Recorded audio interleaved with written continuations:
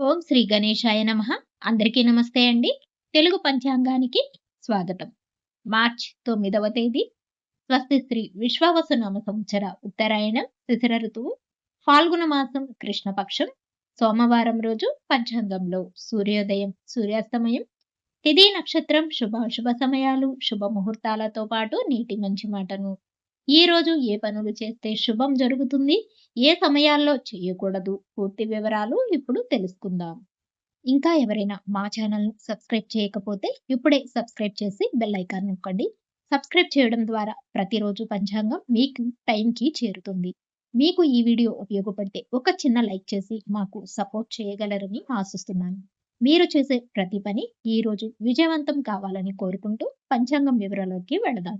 సూర్యోదయం ఉదయం 6:30 సూర్యాస్తమయం సాయంత్రం 6:26 చంద్రోదయం రాత్రి 11:32 చంద్రాస్తమయం మార్చి 10వ తేదీ ఉదయం 10:43 ఈ రోజు తిథి షష్ఠి రాత్రి 11:27 వరకు ఉంటుంది.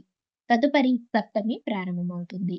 నక్షత్రం విశాఖ నక్షత్రం సాయంత్రం 4:11 వరకు ఉంటుంది. తదుపరి అనురాధ ప్రారంభమవుతుంది.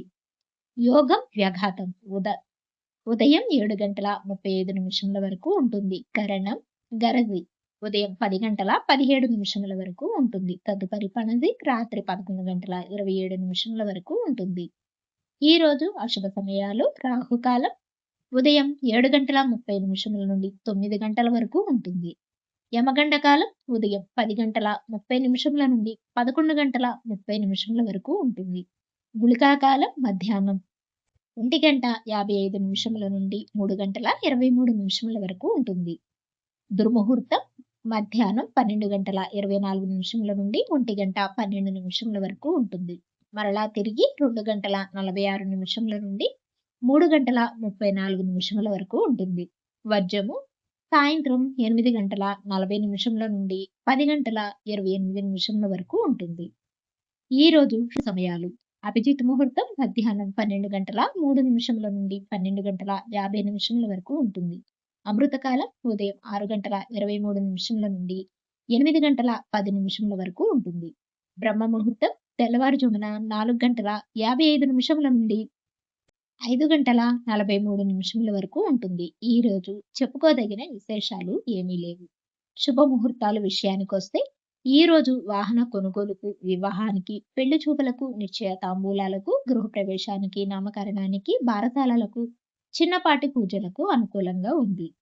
చివరిగా నేటి మంచి మాట. జీవితం ఎప్పుడు సులభం కాదు, కానీ బలంగా ఉండటం అనేది మన చేతుల్లోనే ఉంది. డైలీ పంచాంగం కోసం మా ఛానల్‌ను సబ్స్క్రైబ్ చేయండి. వీడియో నచ్చితే లైక్ చేయండి. తిరిగి రేపటి పంచాంగంలో మళ్ళీ కలుద్దాం. అంతవరకు సెలవు. నమస్కారం.